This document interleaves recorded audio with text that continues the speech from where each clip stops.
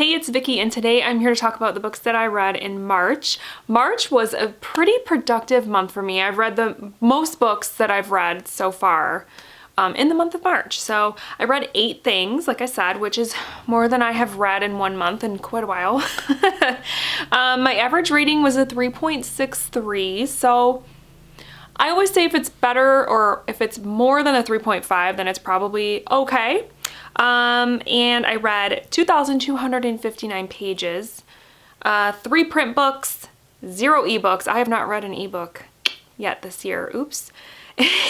And 5 audiobooks. So audiobooks were supreme this month. Yeah, no DNFs. So let's get into it.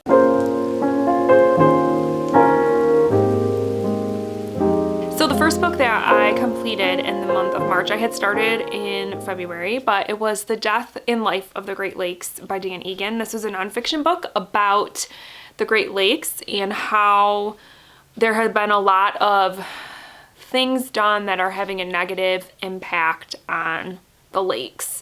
And specifically, he talked a lot about sort of like invasive species and how they are not, great for the lakes. The one that was really significant is literally the stuff of nightmares, but it's the sea lamprey. I don't know if you've ever seen a picture of these critters, but they are creepy looking. And so yeah, he kind of talks about stuff like that and just how important the Great Lakes are and how they have been done dirty by us as human beings and how we need to take better care of the Great Lakes. And so it was very well researched. There was a lot of information. There were times where it was a little bit bogged down. It felt a little slow, but overall, I thought it was an important book and one that I would recommend to pretty much anybody to read. And I gave it 4 stars. Next up, I read Leave the World Behind by Rumaan Alam. And this one I was really interested to read because it's a very polarizing book. I feel like most people don't really like this, so I was kind of going into it not sure what side I was going to end up on. This centers around a family that are going to basically like an Airbnb situation for a vacation. They live in New York City, but they are going, I think the place that they go to is over on Long Island. And they're there just hanging out, vacationing, and then some weird stuff kind of starts happening. And then this family, or this couple, I should say, comes knocking at the door. And they say that they're the owners of the Airbnb and that they are going there to stay because something weird, bad is happening in the city and they want to get away. And so these 2 families have to sort of exist together, and it's sort of about what people or how people behave in a crisis, because I'm not going to say what's going on because honestly you don't really know what's going on. And I think that was what a lot of people didn't like about this, was that there's a lot of ambiguity about whatever that outside threat is or whatever's going on in the city. It's not spelled out for you. You're not really sure because the characters don't really know and they're not really sure and they don't have the information, so you don't have the information. And I think that bothered some people, and for me, I didn't mind it that much. I kind of liked the ambiguity and the not knowing exactly what's happening, because I feel like in a crisis situation, especially in something where a crisis is just beginning, nobody knows what's going on. Everybody's trying to like turn on the TV and get on their phones and trying to read the news. And in this case, they couldn't, because that was part of the problem, was there was no internet, there was no cable, power was going out and stuff like that. So they had no access to information. And I feel like that is something that would happen. And then you're just hanging around, sitting around, wondering what's going on. And so I think that in that respect, this was kind of well done in the aspect of showing what people would really be like in a crisis or at the start of a crisis, where you're not really sure what's happening, but something's happening. And it just sort of made it a little more interesting that you have these, this family and then this couple who don't know each other, but they're together and they have to sort of interact, and it's kind of awkward and weird. So yeah, I actually didn't mind this book. I actually liked like I said, the ambiguity. I kind of liked the flowery writing, which I know a lot of people also didn't really care for, but I like it. I like flowery writing from time to time, and it worked for me here. And it wasn't a very long book. The ending is super, you don't know what happened. You're not gonna know what happened. But I kind of liked it that way, that it was kind of open-ended. So overall, I gave this 3.5 stars. Didn't hate it, which I was happy to discover. Then I read my favorite book for the month of March. I read Witchcraft for Wayward Girls by Grady Hendrix, and this was an anticipated release for me. And this one is about a teenage girl named, well, at the beginning of the book, she goes to this home and her name is changed. I can't remember what her name was, but they change her name to Fern because they want all the girls there to be anonymous and to not talk about their life at home or who they really are or anything like that, because they are all there because they are pregnant and are there to basically go to term with their pregnancies, have their babies, and then go back to their normal lives. Like this whole pregnancy, giving birth thing never happened. And that's what's going on with our main character. And then there's this bookmobile that comes to the home for the girls to check out books. And they come across this book of witchcraft. And the story sort of goes from there. And one thing I will say about this is I was very surprised and pleasantly surprised by how well Grady Hendrix, who is a man, wrote about pregnancy and childbirth. Because there are scenes in here where childbirth is happening. And those scenes to me were so emotional. And I don't know if it's because reading about, giving birth, I can't help but think about my own birth experiences, giving birth to my 2 children, and what an experience it was. There's just so many feelings, I think, and emotions around childbirth. And I just think he kind of nailed it in this book. He must have talked to a lot of women and really listened, because I just feel like he did a really good job. And I just love the way that this whole sort of historical thing was addressed, because these homes for pregnant teens existed all over the country. And this book takes place in the 70s, but they were around for quite some time. And it's just sad to think that so many people had to go through this huge life-changing experience and then basically go back to their lives like it never happened, and they can never really process it. And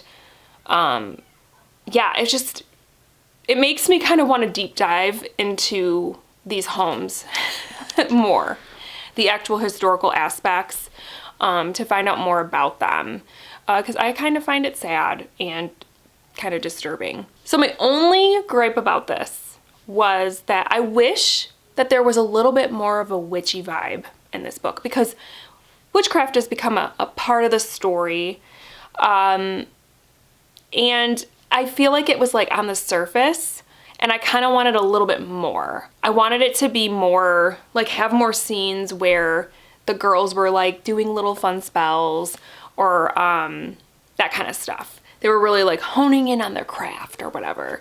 And they didn't really do that too much, and I would have liked that. But I mean, I get it. This book was already almost 500 pages, so I get that maybe those scenes were edited out or something, but that's my only gripe about this. Otherwise, I thought it was really, really good. I really liked the story. Like I said, it was surprisingly emotional, and I gave it 4.5 stars. Next, I read a middle grade book for middle grade March, because I wanted to try to squeeze in some middle grade this month. And so I read The Dollhouse Murders by Betty Run Wright. And this is my second Betty Run Wright book, and it did not disappoint me. Betty Run Wright wrote basically middle grade horror, and most of her books, I think, came out in the 80s. And this one, came out, I think, in 1983. And it centers around our main character, Amy, who has I think it's her younger sister, I think it's her younger sister, Luann. And Luann is developmentally disabled. They don't say exactly, you know, what she has, but she has a developmental disability. And so there's always a lot of pressure put on our main character, Amy, to take care of her sister and to, you know, oftentimes Luann sort of becomes the center of everyone's world. And it bothers Amy sometimes because she just wants to be with her friends and have fun and hang out and not have to worry about her sister and things like that. And I thought that, well, let me finish telling you about the plot before I get into my analysis. But so basically her aunt lives within like bike ride distance from our main character's house. And it was their great-grandparents' house that her aunt lives in. And she goes there to stay for a few days just to kind of take a break from Luann and everything that's going on at home. And she comes across this dollhouse in the attic. And it's an exact replica of the house that they live in, which is so cool. And then Amy discovers that the dolls are moving. There's a weird light coming from the dollhouse. There's some creepy stuff happening. Are the dolls trying to tell her something? Because she knows that in the past, her great-grandparents were murdered. And it's like, are they trying to communicate with her from beyond the grave to tell her what happened to them, you know? So it kind of becomes a mystery too. And overall, I thought this was really good. Like I said, like I was about to say, I really liked how it examined Amy and Luann's relationship, that sister relationship, especially one where one of the sisters has a developmental disability. I just thought that it was a good story, and I thought that that was probably the best part about it. Even though I did also like the mystery and the horror elements, even though the mystery ended up being, when it was revealed, was kind of a letdown, but still entertaining, still fun. I listened to this on audio, so it was a really quick, easy, fun read. I definitely want to read more Betty Runright. If I could get my hands on like all of her books and try to just knock them all out, I think that would be great. So yeah, I gave this one, what did I give this one? I gave it 4 stars. Then I read another middle grade book. I read The House with a Clock in Its Walls by John Bellairs, and this one is about a kid named Lewis who goes to live with his Uncle Jonathan in this fictional town in Michigan, which I didn't know. I'm like, oh, it takes place in Michigan. But it's a fictional place. It's called New Zebedee. There you go, New Zebedee. It's a fictional place. But anyway, so he moves into this big old house with his Uncle Jonathan, and then their neighbor, Mrs. Zimmerman, is there all the time. And he figures out that Mrs. Zimmerman and his Uncle Jonathan do magic. And so they kind of show him some things, do some things, it's all fun. And then Lewis tries himself to do some magic and then causes some trouble. And so I liked this story. I thought that it had a very cool, like, occult kind of feel to it, because there's some scenes where, there's one scene in particular where Uncle Jonathan does some magic having to do with the moon. That was just a really cool scene. And so it had some cool scenes like that. It tackled bullying a little bit because our main character Lewis does get bullied, and there's a kid in the book who he really wants to be his friend, but this kid isn't really his friend. He's kind of a little jerk. And I thought that that was done well too, just showing those sorts of relationships that kids will have, you know, in their lives. I did think, though, there were parts where I was a little bit, like, losing interest. I was listening to this on audio, so there were times where I would find myself zoning out. And so overall, I enjoyed it. I definitely want to read more John Bellairs. And I think there are other books that center around Lewis, which I think is kind of fun. So I'll have to check those out. But this one got a 3.5 star from me. The next book that I read, I got from the library. It was a hold that came in. It was a 2025 release that I ended up using for the buzzword reading challenge, because the buzzword for March was thing. And this book has that in the title. It's Something in the Walls by Daisy Pierce. And this one I was really interested in because it centers around a woman who is a psychologist or psychiatrist. I can't remember which one. I want to say psychologist. And she goes to this like remote town in England because this journalist contacts her and says that there's this girl that lives there who is having some issues, and it could be psychological or it could be a witch trying to possess her. Who knows? So she goes to this town to investigate and to meet this girl and kind of evaluate her and see what's going on. And this book was fun. It was creepy. It was creepy. There were some great scenes in here that gave me the goosebumps. Loved it. But I think overall, my issue with this book was, and it wasn't that I didn't enjoy it. I really did enjoy it, but I feel like it's one of those books that was trying to do too many things at once, because our main character, before, you know, at the beginning of the book, you learn that she lost her brother at a young age, and she's still like processing that loss. And then, so there's like grief elements to the book, and then she has this fiance who I felt you could have completely eliminated from the entire story. He had no bearing whatsoever. And the way that whole relationship was handled from the beginning of the book to the end of the book, like, was just stupid to me. I was like, couldn't we just eliminate this fiance? Like, don't even need him. So that was kind of annoying. And then I just felt like it was almost trying to do too much. There were too many themes, I think, that it was trying to connect to. There was a lot of unanswered questions, but not in a good way. Not like how in Leave the World Behind there's that ambiguity, but it's good. In this one, it was kind of annoying. And then the ending too, there was this sort of like aha twist at the end that I thought was just super unrealistic and I didn't really like. So it sounds like I didn't like the book, but I did. I gave it 3.5 stars. I did think it was good. I would definitely read more from this author, especially possession type stories or like horror type stories, because I thought that she really nailed the horror part of it.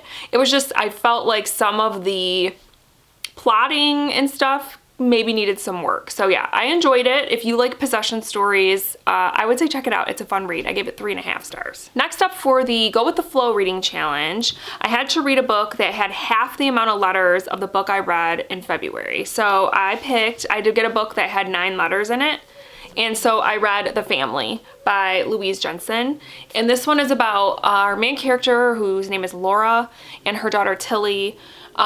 They recently lost her husband, and so they're grieving for him, and they're struggling to get by. And they hear about this man who lives on this big farm out in the middle of nowhere who's gonna help them out. So as the reader, you kind of are like, this sounds like maybe a cult. Kind of gives off culty vibes. There's a guy that leads the thing and everybody worships him, and yeah. So they go to this guy and they start staying there, and yeah, it kind of is a cult in a way. And then stuff just sort of happens from there. And honestly, I didn't really like this book that much. I only finished it because it was for the Go With The Flow, and I didn't want to have to try to find another book. So I finished it for that reason. Otherwise I would have probably DNF'd it. I just thought it was kind of boring. And to me, I felt like the cult vibes were not there. I felt like the guy, the like sort of leader, his name was Alex, he did not give off cult leader to me. And I didn't feel like his motivations were right. And I mean, I'm not a cult expert or anything, but I just felt like, why would they even go to this place? Why would they even go to this place? This guy's not even charismatic. He's not even like, I get that they're desperate for money, but I feel like there's more to joining a cult than that. I feel like there's a psychological element to it that I felt like just wasn't here. There's also kind of a mystery about why they were tapped in the first place to go and stay with these people, and that reveal was just like stupid to me. Just the whole ending, I was like, are you serious? It was just, it was just so, to me, so unrealistic and stupid. I just didn't like it. So I cannot recommend this. And I'm going to be unhauling this book because I only gave it 2 stars. Yeah, not my favorite, not at all. Then I finished off the month by reading Storm of the Century by Stephen King. So I'm trying to work my way through Stephen King. And this was the next one on the list. I kind of had to go back because I forgot about this one. So I had to go back. And this is literally a screenplay that Stephen King wrote.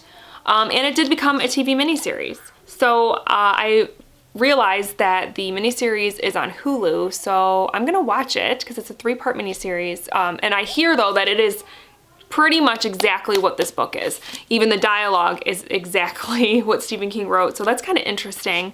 But this centers around an island off the coast of Maine, Little Tall Island, which I did not know until I started reading this, that Little Tall Island is where Dolores Claiborne takes place. I didn't realize that this book took place on the same island that Dolores Claiborne did. And Dolores Claiborne is one of my favorite Stephen King books, so that was kind of cool. In this one, there's a really, really bad snowstorm coming. And so the town, this little town on this island, they are trying to prepare for this storm.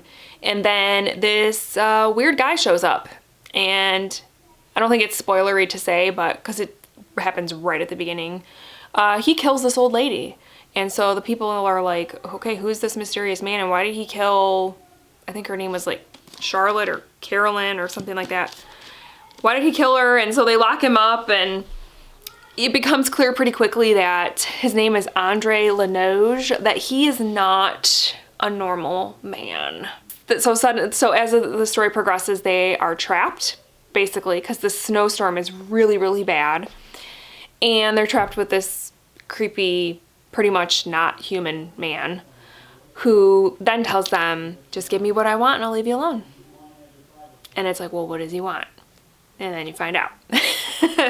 And I gave this 3.5 stars because, without giving too much away, I loved the isolation feeling of this book, that they're on this tiny island, they can't leave, and they're like trapped because of the snow, because the snow is so bad. And then they have this creepy guy that they're trying to deal with, right? I really liked that feeling of being trapped and isolated. My only thing about the bad guy, Lenoge, was there were some scenes without, I don't want to give anything away, but there were some scenes with him about him, things that he does that to me, when I read it, I was like, that seems kind of cheesy. I'm kind of curious when I watch the miniseries if it's going to come off that way on the miniseries, like it did when I was reading it on the page, where it kind of was like, this is kind of silly, you know? And then the big question, like, what does he want? When you find out what it is, to me, I was like, really? This is a no-brainer. Like, there's nothing to debate here. What are we freaking out about? And even like the characters, it didn't seem like it was a big like moral question. Like, what do we do? It seemed kind of obvious what they should do. And so that was a little underwhelming for me. But otherwise, it was pretty good. I enjoyed it. I didn't mind the whole screenplay format. I wasn't sure how I was gonna like that, but I didn't mind it. It kind of helped me to picture what was happening. And like I said, I'm gonna go ahead and watch the miniseries just so I can say I've watched it. But yeah, I gave this one 3.5 stars. All right, guys, so those are the books that I read in March. Please let me know down below if you've read any of these books and what you thought of them, because I would love to know. And let me know what your favorite book of March was, because I would love to know that also. All right, that is it. I hope you guys had a wonderful March, and I hope that April treats you well, and I will chat with you soon. Thank you so much for watching. Bye.